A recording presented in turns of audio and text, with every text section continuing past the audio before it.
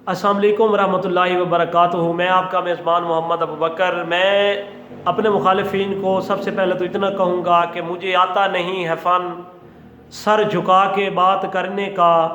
मुझे आता नहीं है फ़न सर झुका के बात करने का। मैं हक़ की बात पे गर्दन कटा देने का कायल हूँ। मैं हक़ की बात पे गर्दन कटा देने का कायल हूँ।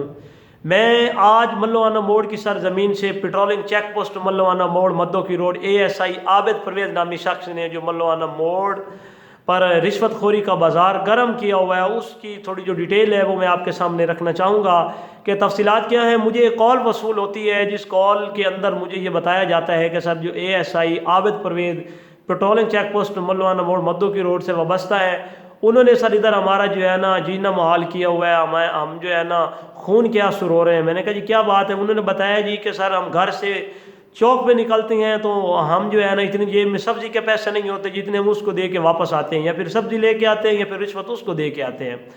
जब मेरे सामने मुकम्मल डिटेल कुछ मुझे मौसूल हुई, तफसीलात मौसूल हुई, तो मैंने आबिद परवेज़ से रब्ता किया। मैंने कहा जी ये बात है। वो जी बिल्कुल इस बात से इनकारी हो गए। उन्होंने जो डिटेल मुझे अपनी तरफ से सेंड की वो मेरे पास प्रूफ मौजूद है, बेशक उन्होंने डिलीट भी कर दी हैं। तो जब मैं उनकी गहराई में गया तो जब उसको ख़तरा पड़ गया कि ये तो अब मेरे सामने मेरे ख़िलाफ़ सब कुछ इनको मालूमात है, उन्होंने अपना बचाव करते हुए उन्होंने मेरे ख़िलाफ़ जाके थाना सदर के अंदर एप्लीकेशन दायर करवा दी, जिसके वो खुद मुद्दई बने।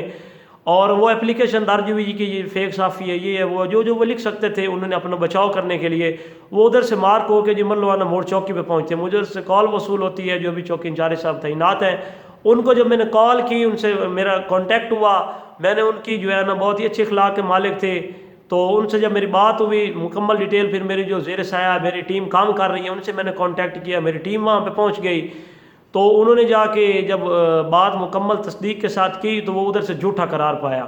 जब उधर से झूठा हुआ है उसका उधर से तबादला हो गया जी चनियोट। जब उसका चनियोट तबादला हुआ है, उसका चनियोट तबादला होने के बाद उसका जो मेरे खिलाफ एप्लीकेशन थी उससे भी झूठा करार पाया। उसके बाद उसके ऊपर बाकायदा तौर पे मुकदमा भी दर्ज हो गया, उसके ऊपर जो FIR है वो भी दर्ज हो गई है। मुझे अफसोस इस बात पे है कि कुछ मेरे ऐसे भाई हैं जिनका सबब जिन्होंने मुल्क पाकिस्तान का बेड़ा गर्क किया हुआ है। वो बात क्या है कि हमारे जो मुहाफ़िज़ पाकिस्तान के इदारे हैं, हमारी जो पाक फ़ौज है, हमास और ये फ़लस्तीन का जो है मामला है वो हमारी नज़रों के सामने है कि अगर आज हमारी गोद में हमारे बच्चे खेल रहे हैं, उसका सबब करने वाली अल्लाह की ज़ात होती है, लेकिन उसका सबब हमारी ये पाक फ़ौज है, हमारे मुहाफ़िज़ पाकिस्तान के इदारे हैं, जो हम रात को सुकून की नींद सोते हैं।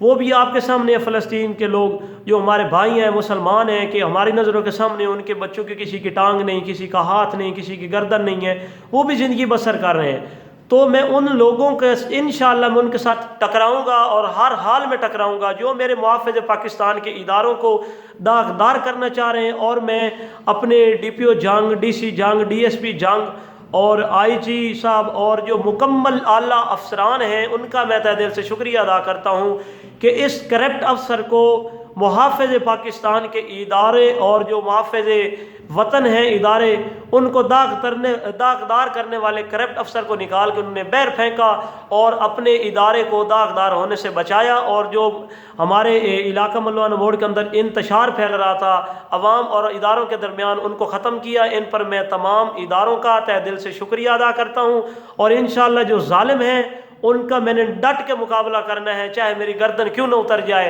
और जो मजलूम हैं उनका मैंने डट के सामना कर, उनकी मैंने सपोर्ट करनी है, उनके मैं साथ हूँ हर दौर में, हर हाल में। जिसको भी कोई प्रॉब्लम होती है, जिस जगह से जिस वक्त होती है, तो वो मेरे साथ कांटेक्ट करे। इंशाअल्लाह मेरी पूरी टीम वहाँ पे उनके पास मौजूद होगी। उनकी